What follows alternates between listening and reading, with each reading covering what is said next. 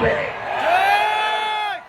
সেই হিসাবে ইসলামী আন্দোলন বাংলাদেশ আপনারা দেখেছেন যে আলহামদুলিল্লাহ আপনাদের দোয়ায় ইসলামের পক্ষে একটা বাক্স এবং যারা দেশপ্রেমিক রয়েছে তাদের সকলকে নিয়ে আমরা দেশকে গড়ার জন্য স্মরণের দেশ তৈরি করার জন্য আর মায়ের পরিবার খালি না হয়, আমাদের দেশে টাকা যেন বিদেশে পাঠানো না হয়, আর আমার সন্তানগুলো যার এতিম হতে না হয়, আর বন্ধ হতে না হয়, আর আইন ঘাত তৈরি না হয়, এর পরিবর্তনের জন্যই নীতি আদর্শের নাম হলো ইসলাম।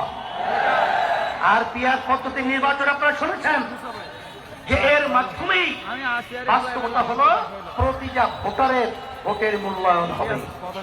30-35% ভোটের মাধ্যমে দেশ পরিচালনা করেছে, 65%, 70% মানুষের ভোটের কোন মূল্যায়ন হয় না। আর এই পদ্ধতির মাধ্যমে এখন বর্তমান